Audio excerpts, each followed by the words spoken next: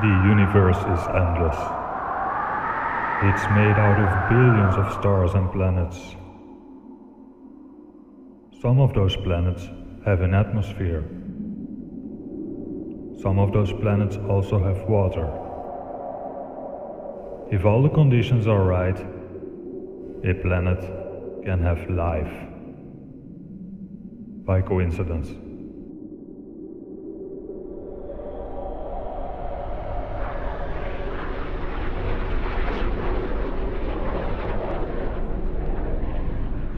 You are living on one of those planets. You evolved from monkeys into human beings.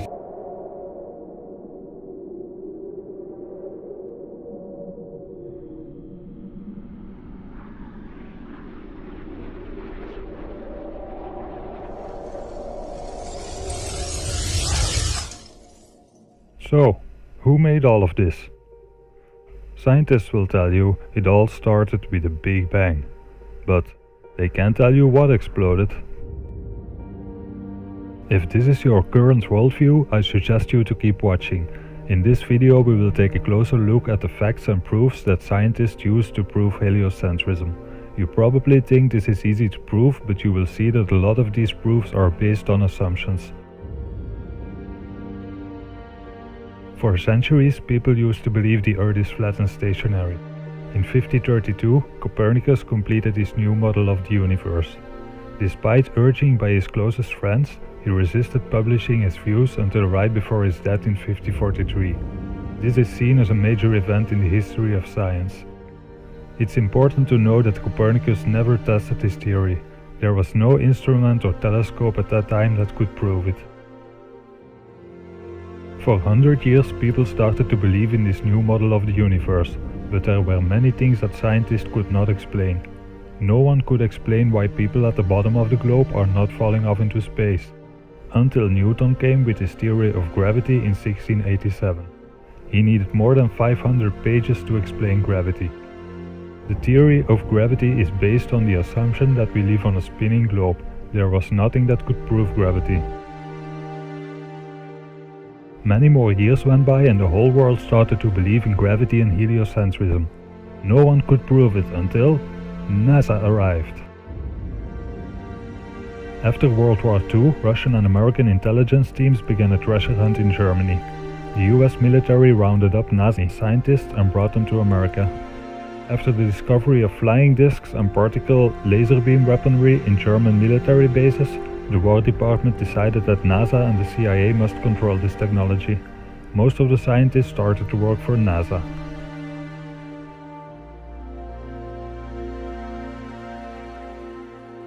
When NASA landed on the moon in 1969, they proved gravity, and in 1972 they made the first picture of the globe. Let's take a look at the proof of gravity. Well, in my left hand I have a feather, in my right hand a hammer. And I guess one of the reasons we got here today was because of a gentleman named Galileo a long time ago, who made a rather significant discovery about falling objects in gravity fields.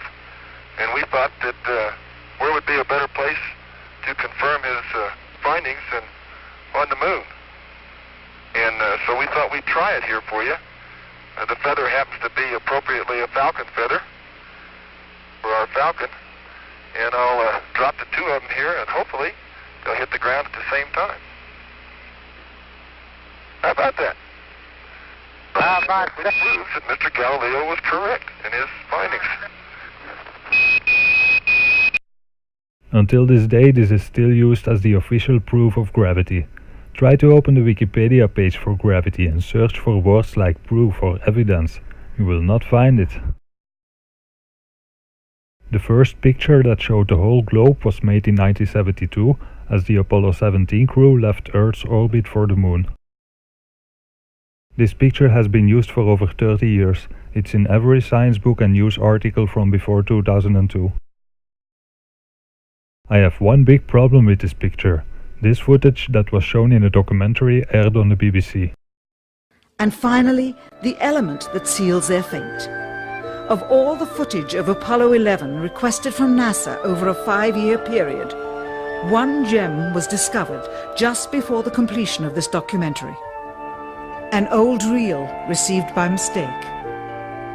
It contains the raw or unedited footage of the crew of Apollo 11, Michael Collins, Edwin Aldrin Jr. and Neil Armstrong, staging part of their mission for nearly an hour in living color, with exceptionally clear behind-the-scenes audio of conversations discussing the techniques used to achieve a disingenuous picture depicting the Earth at a distance, in order to falsely demonstrate their far journey from it and their ability to survive passing through the Van Allen radiation belts.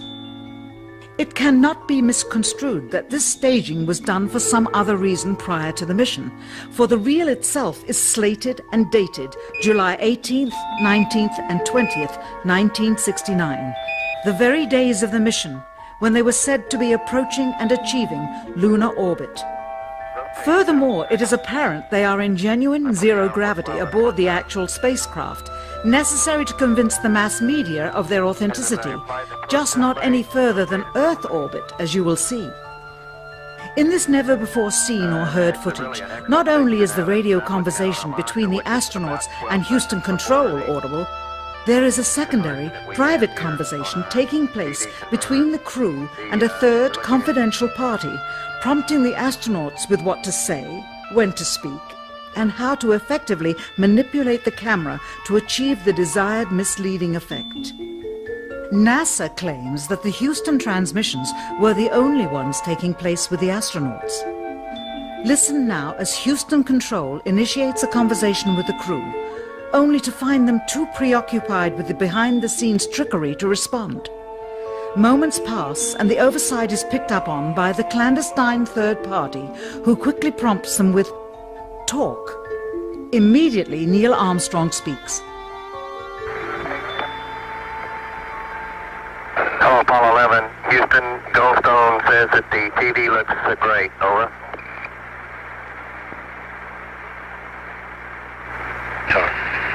Okay, Roger, we're coming in on Earth. Again, the illusion they are attempting to create is the Earth at a distance to demonstrate their far journey from it and their ability to survive passing through the Van Allen radiation belts. Understand, too, that only about 20 seconds of this raw footage was ever broadcast to the public, and these conversations discussing their deception were believed to be private, until now. Here they discuss that these television transmissions were in fact not broadcast live as everyone believed. They were first screened and edited for playback later. Roger, Neil, we just wanted a narrative such that we can, when we get the playback, we can sort of correlate what we were seeing. Thank you very much.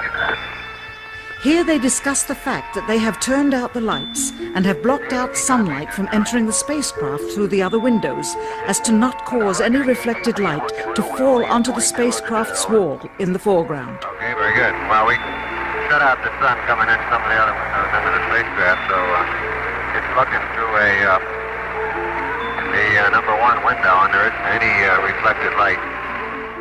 The reason this was done is so that the truth of the matter would not be revealed. It is this. Though the federal government would have you believe that this is a view of Earth from a distance out of the spacecraft's window as it nears the moon, it is not. What they have ingeniously done is placed the camera at the back of the spacecraft and centered the lens on a circular window in the foreground, outside of which it is completely filled with the Earth in low orbit. The circumference of the window then appears to be the diameter of the Earth at a distance, with the darkened walls of the spacecraft appearing to be the blackness of space around it. That is why they wanted the interior dark and blocked out the sun from entering through the other windows. Here you can see the extruded window, probably 2 inches thick at the bottom. This is because the Earth's shine is coming in at a downward angle. It also causes the Earth to appear to be an irregularly shaped circle, for you are seeing the outside of the window at the bottom and the inside of the window at the top, which together form 2 different sized halves of a circle. Subsequently, this take was never used. As they perfected the shot, a crescent-shaped piece of black material was inset slightly into the window to create the illusion of the Earth's terminator line dividing night and day. It is uncannily convincing. During this segment, intended to be edited and played back later for the worldwide television audience, dated July 18, 1969, Neil Armstrong condemns himself as he states that he is 130,000 miles out, or halfway to the moon, as the NASA flight log also states on this date, when he is in reality in low Earth orbit of a few hundred miles. Hi, Roger, Houston, Apollo 11. Calling in from about 130,000 miles out. Here, during another segment, also intended to air after review, Neil Armstrong falsely explains to the viewers how the shot is attained by putting the camera's lens to the window's glass, as it would have to be if they were the claimed distance away from the Earth. We only have one window that has a view of the Earth, and it's filled up with the TV camera. If the window was completely filled up with a TV camera, as he stated, then an astronaut's arm would not be able to get between the camera and the window, as it obviously does here in this outtake. South America becomes invisible just off beyond the Terminator or inside the shadow. You can also notice how the astronaut operating the camera reacted to the mistake by attempting to pan away from it. Blue gas, see white bands of major cloud formations across the Earth. This is a segment that they believed wasn't even being recorded, much less suitable for broadcast, for the lens was being zoomed out and the scene was being changed to that of an interior of the astronauts at work, and apparently the stop button popped back up on the recorder without notice. Here is the diffused work light that they used to see camera controls, but not throw light onto the spacecraft's wall. Here they remove part of the crescent insert.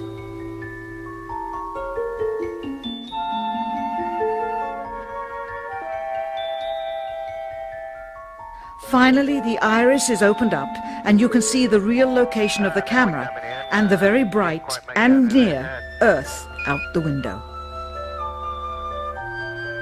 Here is the slate for the 19th of July, and the same shot of trickery on the 19th of July, and then the 20th, and the same misleading shot on the 20th. Later that evening, they were said to be walking on the moon. How can this be when they were in Earth orbit only 9 hours earlier, and the moon is some 3 days' journey away? Furthermore, if they genuinely went to the moon, why would they be faking any part of it? Why this trickery with the window? By faking being halfway to the moon, it becomes apparent that they did so because they could not even go halfway.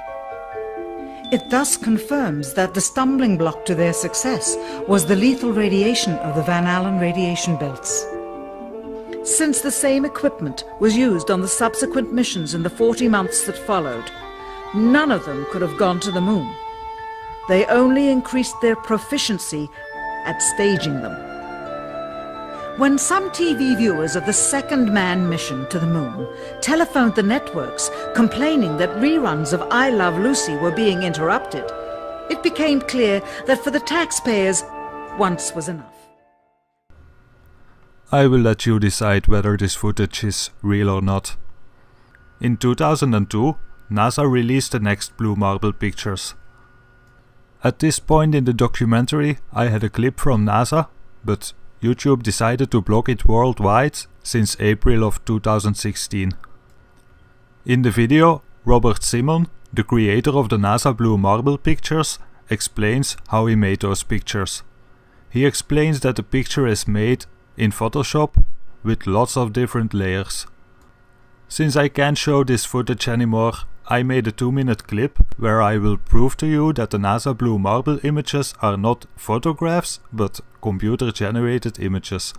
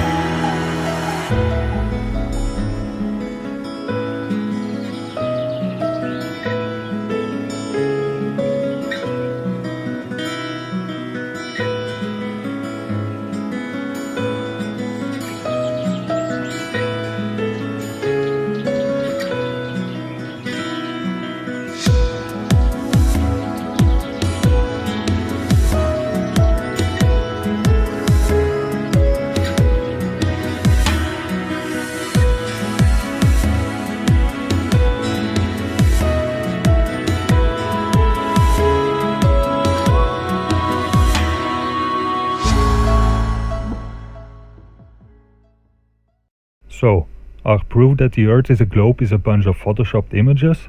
Why can we not make a normal photo from one of those many satellites? If you look at a few pictures the other space agencies released, you will find out they all make composite images. Maybe you're thinking you can't use a normal camera in space, but the Chinese claim they use the HD camera. And then there is this next problem. We don't really care much about sea level. No. If you want to be high, you're measuring your distance from the center of the Earth. From the very center of the Earth. Is that different from the center? I'm trying to give it... the very center of the Earth. So you want to find the farthest point from that center. And it turns out sea level at the equator is farther away from the center of the Earth than sea level near the poles. It has nothing to do with global warming and melting of the ice caps. Why is that? Because Earth, we know it spins once a day. Yes, thank you. 3 people know how long a day lasts here. Good for row number 2. They're off to a great start. So you spin, when you spin pizza dough, it kind of flattens out. Yeah. Gets wider in the middle. And so Earth, throughout its life, even when it formed, it was spinning. And it got a little wider at the equator than it does at the poles. So it's not actually a sphere, it's oblate. And officially it's an oblate spheroid. That's what we call it. But not only that, it's slightly wider below the equator than above the equator. A little chubbier. A little chubbier. Yeah. Chubby's a good way. It's like pear-shaped. Yeah. So it turns out the pear-shapedness is bigger than the height of Mount Everest above sea level. So NASA has been showing us those perfect spheres, but now scientists say the Earth is pear-shaped? Let's just try to prove its roundness for now. Everyone has seen pictures like this. These were taken by amateurs. This proves that we live on a globe, right? Well, no, there's another big problem here. Most cameras are using a wide angle or a fisheye lens. These lenses distort the image like you can see in this video. So when you see a curved horizon in a picture, it doesn't necessarily mean it's like that in reality. There are lots of videos from planes and weather balloons on the internet. Every time you see curvature, it appears to be because of the lens. There is a lot of footage that shows no curvature at more than 100,000 feet.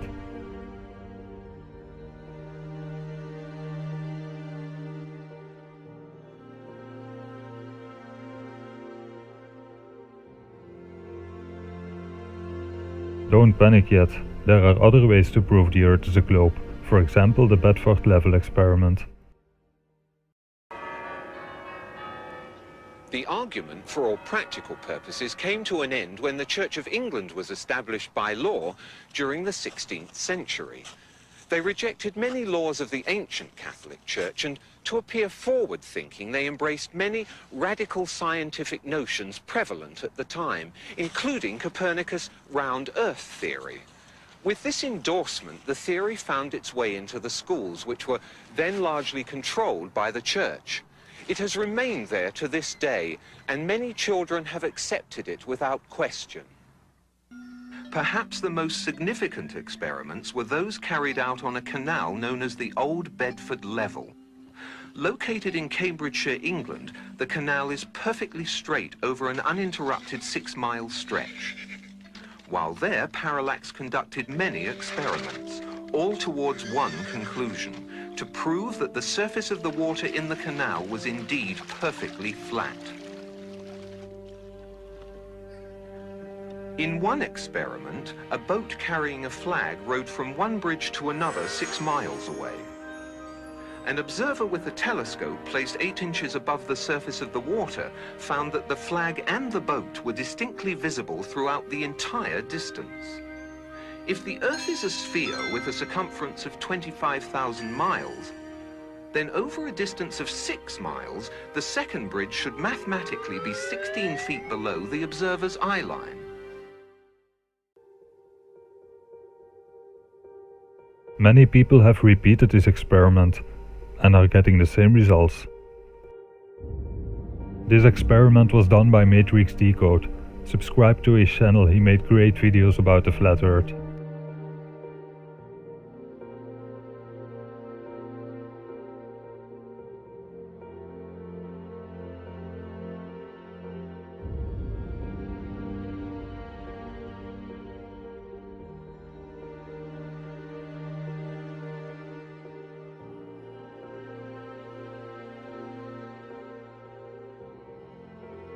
Okay, you can start to panic just a little bit now, but still, the Earth must be a globe. We even know the size. Eratosthenes was the first person to measure the circumference of the Earth.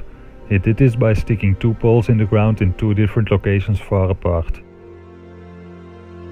By measuring the different shadows, he could calculate the size of the Earth.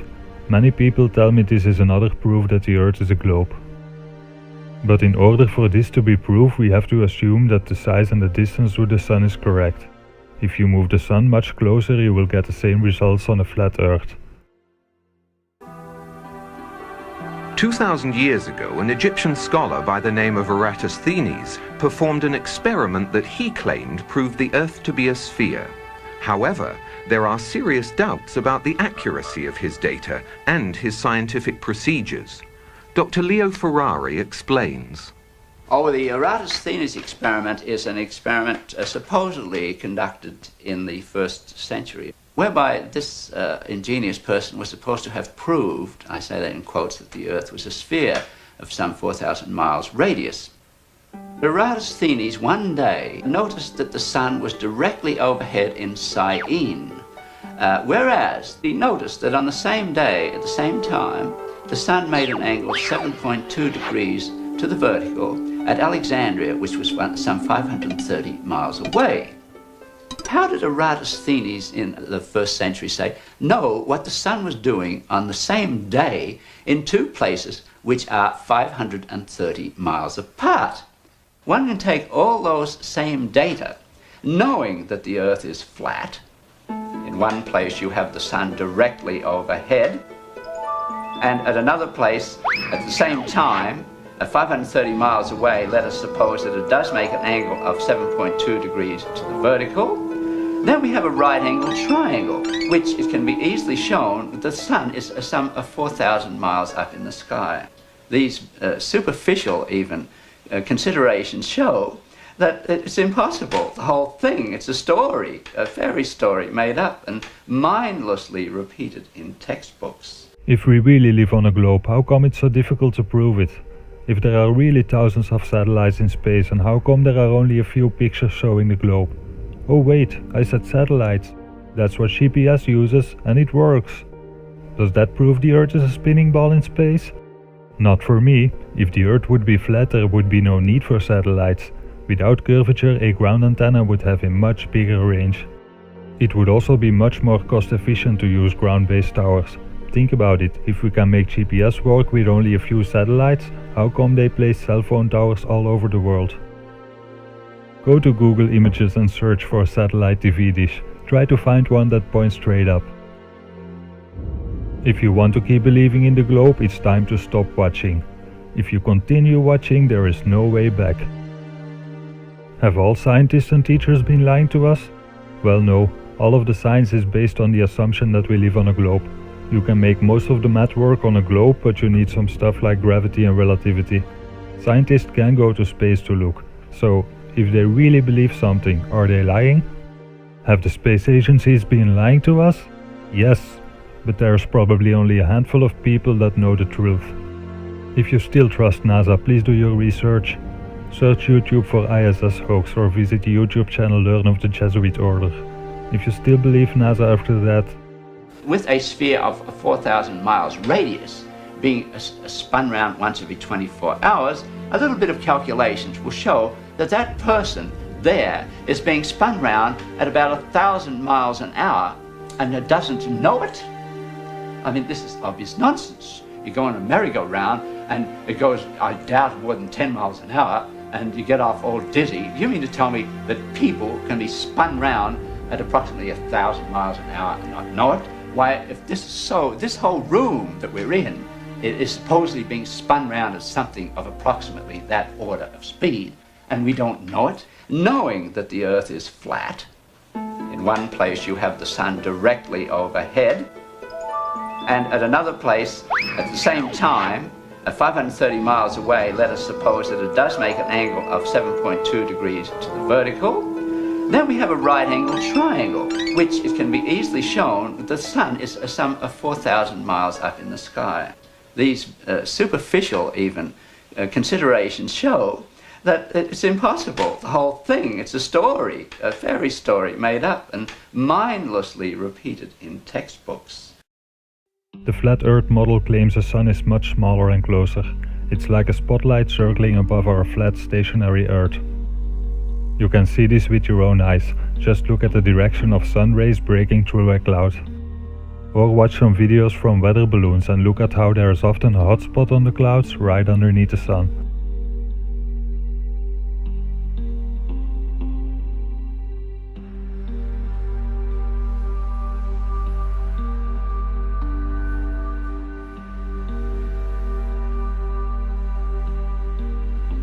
The flat Earth model has the North Pole in the center. Antarctica is 360 degrees all around all other continents. This means that from anywhere on Earth, if you follow north you will end up in the center, if you follow south you will end up in Antarctica. If you follow east or west you make a big circle around the North Pole. So yes, you can circumnavigate a flat Earth, you just go east or west, but it's impossible to do it going north to south.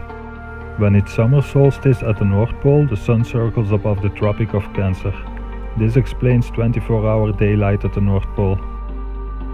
During the year, the circle gets wider and wider until the sun circles above the Tropic of Cancer 6 months later. This explains the seasons. This map is also the UN logo.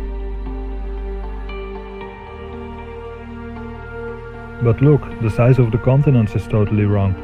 Does it surprise you if I tell you the Mercator map is only accurate along the equator and nowhere else? Well, I'm not making it up.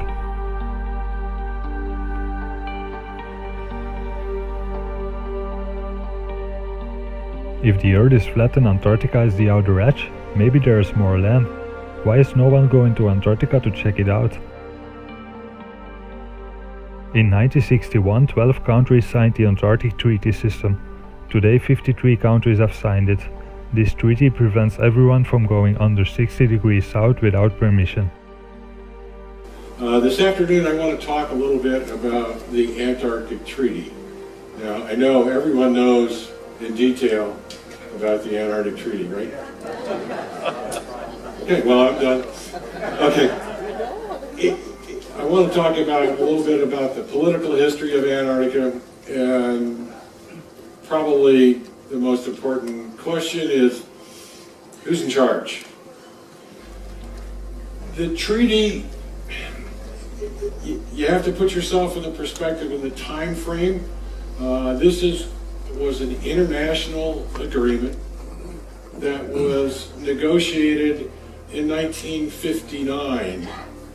And sometimes when I do a talk similar to this with a younger group of people, they have no idea what I'm talking about, but you can remember what the global political atmosphere was in that time period. There's quite a bit of tension, particularly between the United States and the former Soviet Union.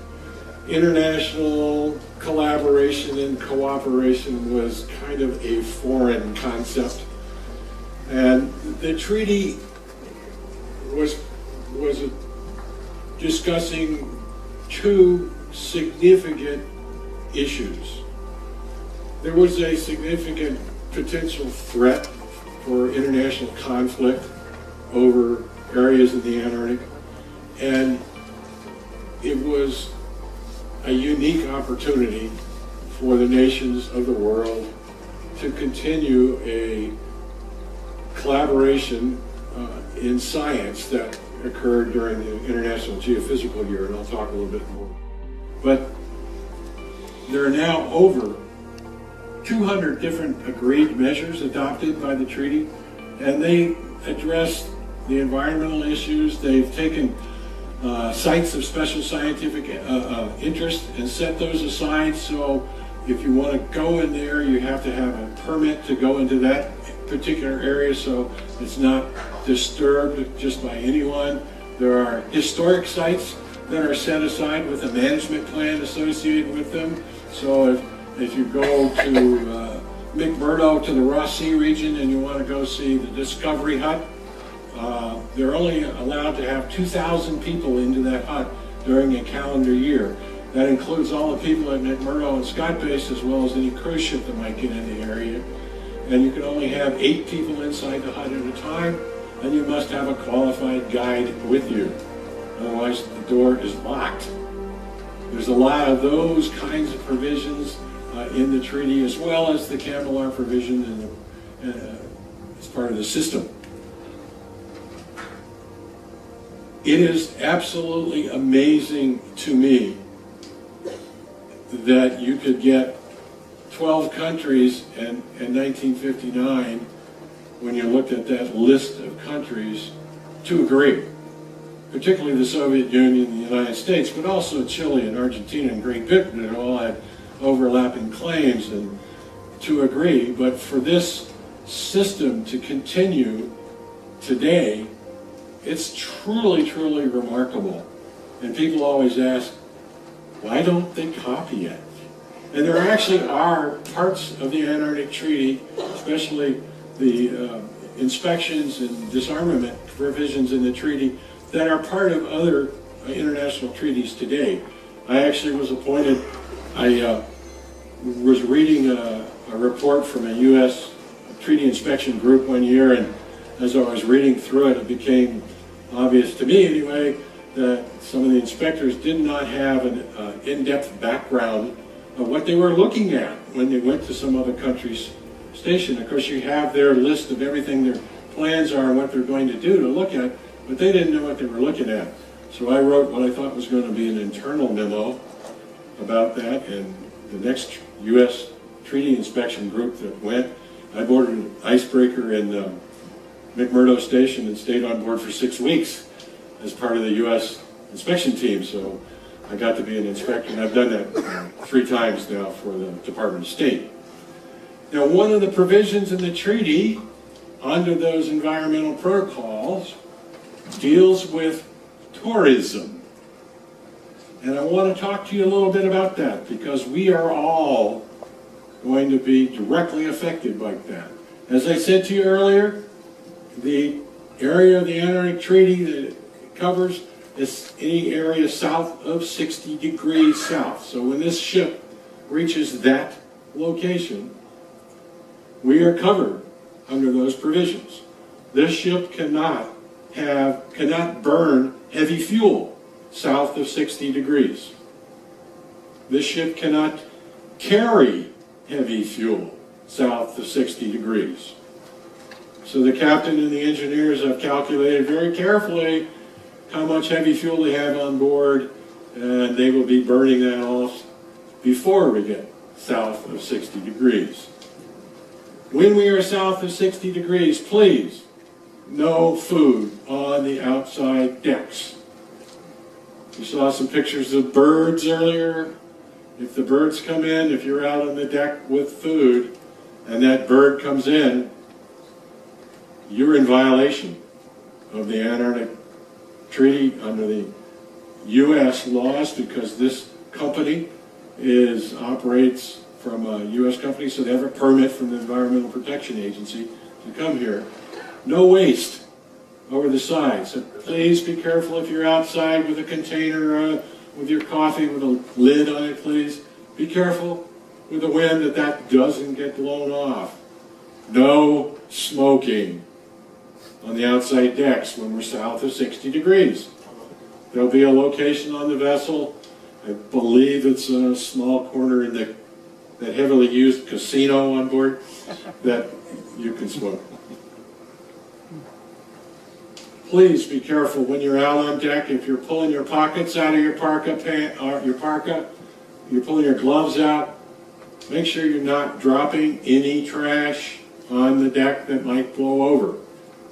It is illegal to dump anything over the side when we're south of 60 degrees. And I cannot tell you again about food, because these boys are much better at scavenging than you are, and they will come in and get you, and if they do, that's illegal. And they are well briefed.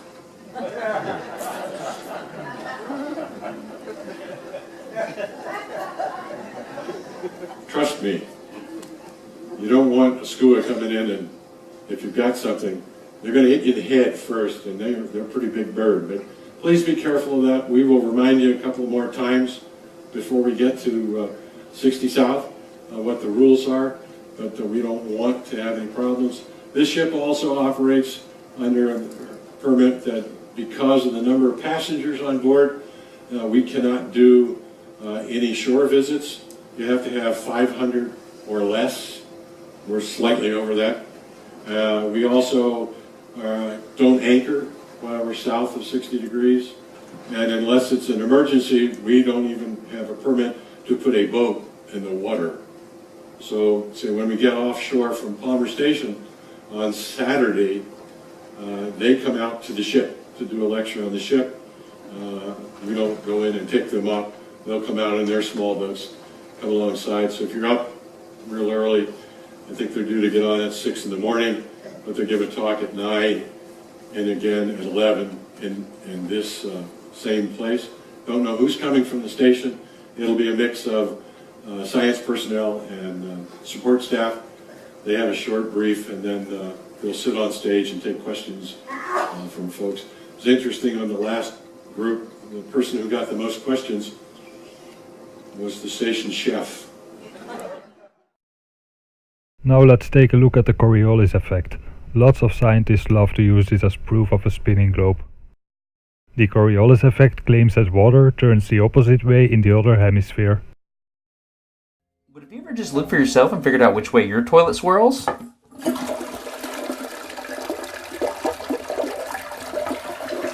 Here in Alabama, I've noticed that some turn counterclockwise and some go clockwise. You see, most toilets have little jets in it, so the swirl direction is determined by the design of the toilet and not which hemisphere you're in. Look on top and look at the lips. 1, 2, and 3. Remember, here in the middle, the forces cancel out, so that's why here, no whirlpool, no vortex, the water falls straight down. Okay? This is in the middle. But now I'm going to make just a didactic demonstration for the south and then north. Let's go to Australia. In Australia, there are cyclones. And those things like this. Ready? One,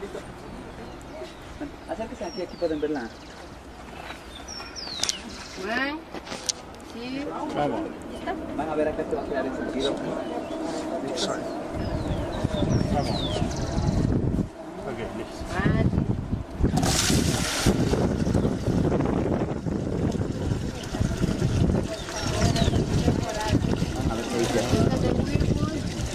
not the strong one, but the leaves are going clockwise. Cyclone, cyclone to the speed like this. Allá es el sur. Sí, en sentido horario. This is south. Vamos a ver que allá tiene sentido. Now, let's go north. Let's go to Canada.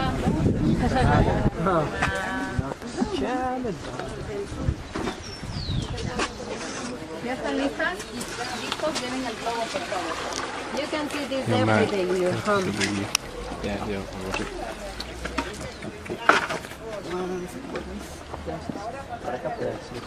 One, so big.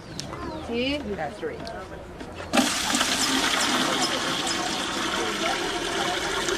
Go the other way. The opposite way, counterclockwise. Hurricanes, tornadoes, should spin like this in the northern hemisphere. And remember, the natural effect is produced by the rotation of the Earth. And that is Coriolis effect, Coriolis acceleration. Right? So weird. I need to put the water again in the middle for the next group, and then we'll continue doing more examples.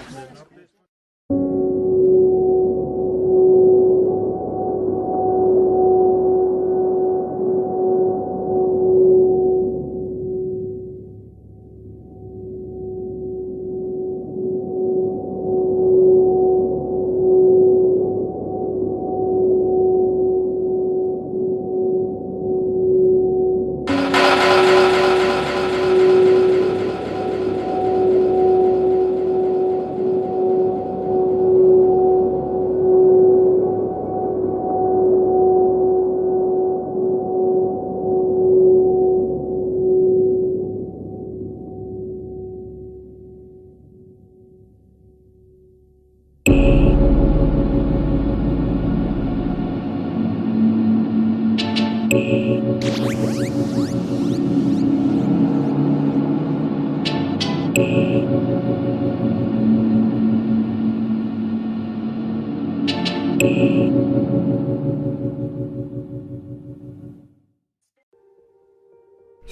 do you still believe in the globe? Maybe I should explain about sunrise and sunset, or about boats going over the horizon. Think about it. If you see a boat go over the horizon, looking straight ahead, that means you can see far enough to see the curvature. So, you should see a curved horizon also, but in reality the horizon always remains flat. When you zoom in on a boat that appears to be under the horizon, you can see it fully again. It has to be a clear day to be able to zoom this far.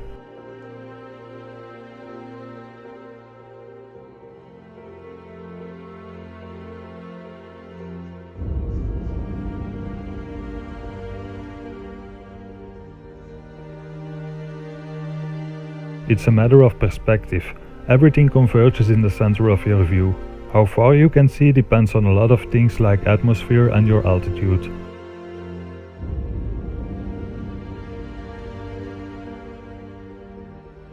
Imagine looking at a balloon flying away from you. Even though it stays at the same altitude, as it gets further, it will appear to be lower to the horizon. Eventually, the bottom will start to disappear below the horizon until it's no longer visible.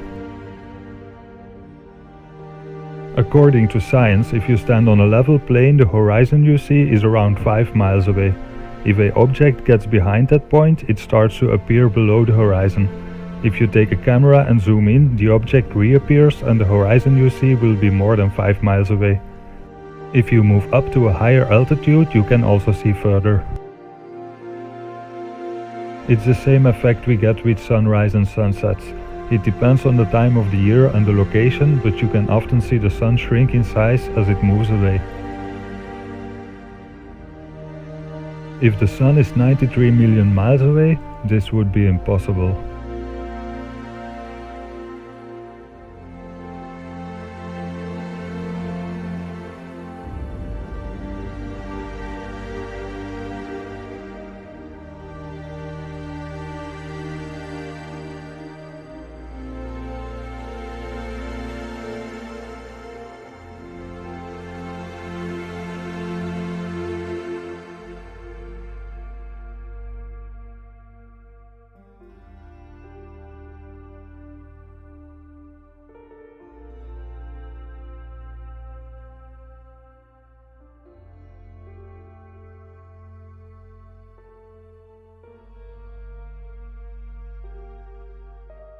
Let's look at another big problem with the globe.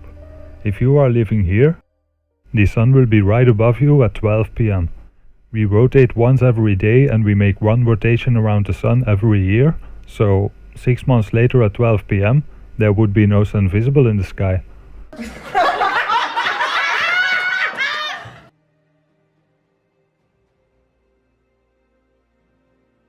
Hello, I'm Jeff Williams on board the International Space Station, Expedition 22, and today I would like to talk to you about centripetal force. A big word, but I know you use it and take advantage of it every day. We've heard about acceleration, linear acceleration and angular acceleration. With angular acceleration, there's a force that's produced. A force, of course, is required to produce an acceleration. That's true in a linear acceleration and an angular acceleration. If, let's say we were to take this object here. This is a tool. It's a special tool that we use on board the space station, actually during spacewalks. But it's a heavy metal object, and that's what I really wanted to use. And you can see I have it tied to a string, or with a string, onto this bungee right here. And it's just floating here in weightlessness. And you can see the string here is rather loose, and it's just kind of floating randomly. If I were to rotate this thing on the string around this bungee, and let me do this, you can see that the string pulls taut and stays tight, and the tool continues to rotate around the bungee. In fact, if you look really close at the bungee, you can see that the bungee bends at the point that it's rotating, and it bends toward the tool. And that is caused by the centripetal force due to the angular acceleration of the tool as it rotates around, keeping this string tight and keeping the rotation in a circular motion. It's the same kind of force that applies to the rotation of planets around the sun, or the moon around the Earth, or the space station around the Earth. Thank you for explaining that, NASA. However, I have a huge problem with this. Maybe you are wondering what centripetal force means. I'm sure you all know centrifugal force, the force that would make everything fly off into space if we would not have gravity. Centripetal force basically is the centrifugal force or effect that appears when an object is attached to a fixed center. So, what is holding everything fixed to the center? Alright, it's gravity again. They've been talking down new sources of energy. They dismiss wind power. They dismiss solar power. They make jokes about biofuels. They were against raising fuel standards. I guess they like gas guzzlers.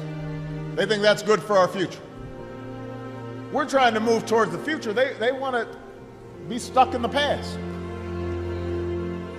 And we've heard this kind of thinking before. Let me tell you something. If some of these folks were around when Columbus set sail,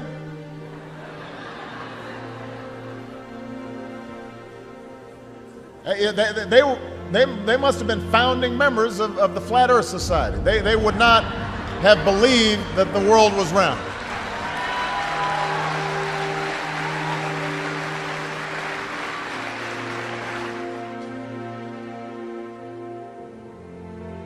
If I say that the world is round and someone else says it's flat,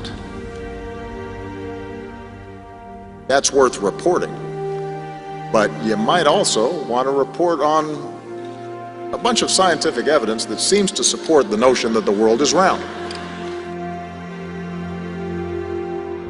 Because, you know, it's not just the flat earth stuff that's just hyping up, it's also the alien stuff. Because, see, to have aliens, you got to have space travel in a globe. And so, boy, it's just like a panicky kid trying to super clean his room because he actually broke something of his parents, and he, you know, I mean, that's what it seems like they're trying to really, really get our imagination again with all kinds of pictures and stories, and because they've lost us. Yep. I wouldn't be surprised to see their next big false flag saw be some kind of alien-related thing. Yeah, no doubt. They've been planning that one for years, and I think it's too late for them, and they got to be pissed about that. Yeah. So this is like the original Apollo, you know, only photo from space. That's the Blue Marlin, classic Blue Marlin. Here's the second real photo from space. Notice any? We grew. Where's the parachute? Look at this shit. Can you look at America here? And even the shape and everything. And then this. Are you kidding me, right? Somebody call Neil deGrasse, ask him where the parachute is there. Well, it's right here. See? Oh. Just gotta squint. You just gotta squint. Yeah. Okay, I mean, really. This is what you guys believe. This right here. You want to tell me NASA doesn't fucking lie? Matthew, you think we went to the moon? Matthew, when you have to shoot, don't talk. Because I said I don't feel it spin, and he's like, well, you wouldn't feel it spin. So we wouldn't feel it spin if we're used to the spin. And I had somebody else tell me that just because they don't see the C curve doesn't mean there is no curve just because they haven't seen it. You know what I mean? I don't know. Weird shit like that. We're too small on the big globe to see curves, right? Which one's a photo? Which one's a painting? Photo. Painting. Photo. Painting. We are being brainwashed. Kids are being brainwashed. Be the change. Think for yourself and do something about it. Go to the NASA channel and ask questions. Contact professors at universities and ask questions. Do experiments and research and believe in yourself. One person can make a big difference. Thank you for watching. Please subscribe. And in case you want, feel free to re-upload. Now that Prince Harry and a team of injured servicemen and women have been walking to the South Pole, well, they've got there. They've completed the 200-mile Walking with the Wounded South Pole Challenge, that's its proper name. They've spent more than 3 weeks trekking through Antarctica, and this was what it sounded like at the moment when they arrived at the bottom of the world. Let's go!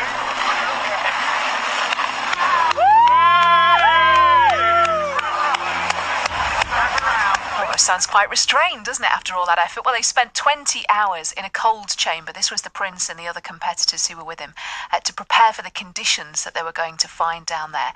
The expedition was supposed to be a race. You might remember it being billed that way before it started, but the weather became so bad as they went along that they scrapped the competitive side of things and just joined up as one big team instead. And this was how Harry reacted after completing the mission. We're here, we made it. It's Friday the 13th. We've had so many things go against us.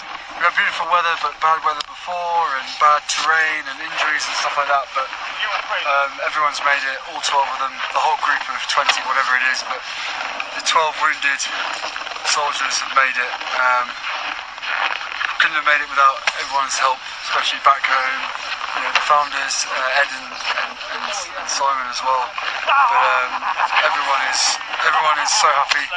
Everyone's touched the ball. We've all had photos. We've all had hugs, a few tears here and there. But all in all, mission success, basically. If you're wondering about that ball that he was talking about, it's the ceremonial South Pole at the Amundsen Scott South Pole Station. It's like a metal sphere on a red and white pole, and it's partly surrounded by the flags of the signatories of the Antarctic Treaty.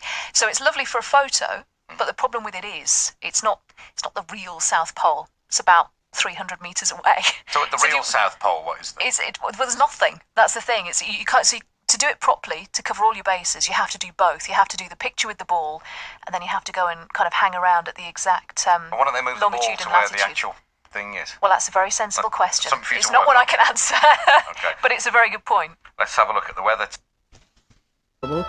There is a secondary, private conversation taking place between the crew and a third confidential party, prompting the astronauts with what to say, when to speak, and how to effectively manipulate the camera to achieve the desired misleading effect. NASA claims that the Houston transmissions were the only ones taking place with the astronauts. Listen now as Houston Control initiates a conversation with the crew, only to find them too preoccupied with the behind-the-scenes trickery to respond. Moments pass and the oversight is picked up on by the clandestine third party, who quickly prompts them with talk.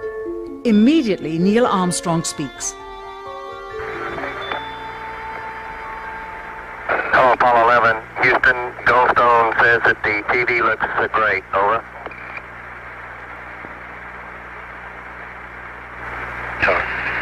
Okay, Roger. We're mapping in on Earth. Again, the illusion they are attempting to create is the Earth at a distance to demonstrate their far journey from it and their ability to survive passing through the Van Allen radiation belts. Understand, too, that only about 20 seconds of this raw footage was ever broadcast to the public, and these conversations discussing their deception were believed to be private. Until now. Here they discuss that these television transmissions were in fact not broadcast live as everyone believed. They were first used to prove heliocentrism.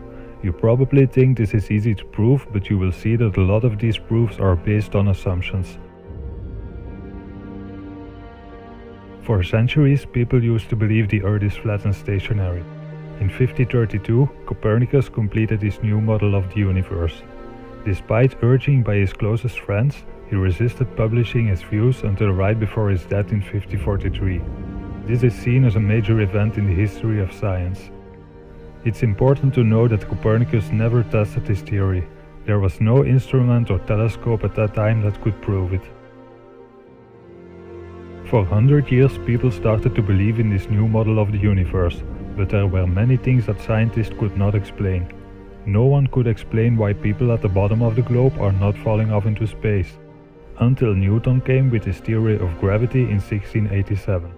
He needed more than 500 pages to explain gravity. The theory of gravity is based on the assumption that we live on a spinning globe. There was nothing that could prove gravity. Many more years went by and the whole world started to believe in gravity and heliocentrism. No one could prove it until NASA arrived. After World War II, Russian and American intelligence teams began a treasure hunt in Germany. The US military rounded up Nazi scientists and brought them to America. After the discovery of flying discs and particle laser beam weaponry in German military bases, the War Department decided that NASA and the CIA must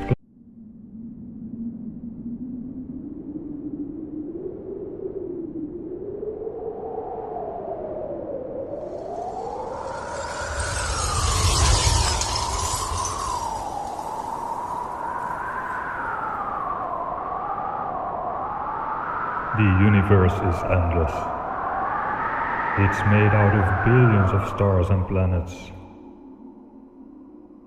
Some of those planets have an atmosphere. Some of those planets also have water. If all the conditions are right, a planet can have life. By coincidence.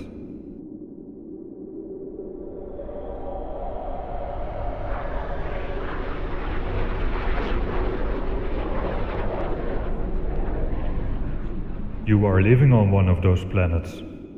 You evolved from monkeys into human beings.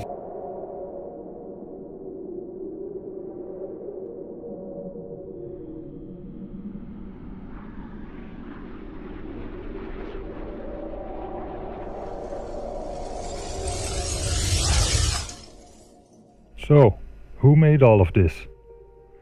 Scientists will tell you it all started with a Big Bang. But they can't tell you what exploded. If this is your current worldview, I suggest you to keep watching. In this video we will take a closer look at the facts and proofs that scientists have one big problem with this picture. This footage that was shown in a documentary aired on the BBC. And finally, the element that seals their fate. Of all the footage of Apollo 11 requested from NASA over a 5-year period, one gem was discovered just before the completion of this documentary. An old reel received by mistake.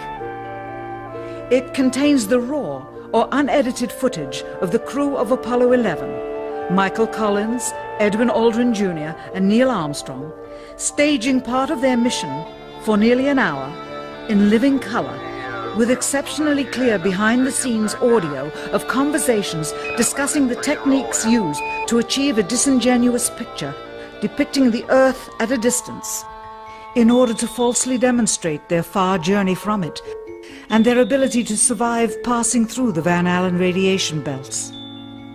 It cannot be misconstrued that this staging was done for some other reason prior to the mission, for the reel itself is slated and dated July 18th, 19th and 20th, 1969, the very days of the mission when they were said to be approaching and achieving lunar orbit. Furthermore, it is apparent they are in genuine zero gravity aboard the actual spacecraft, necessary to convince the mass media of their authenticity, just not any further than Earth orbit, as you will see. In this never-before-seen or heard footage, not only is the radio conversation between the astronauts and Houston control this technology, most of the scientists started to work for NASA.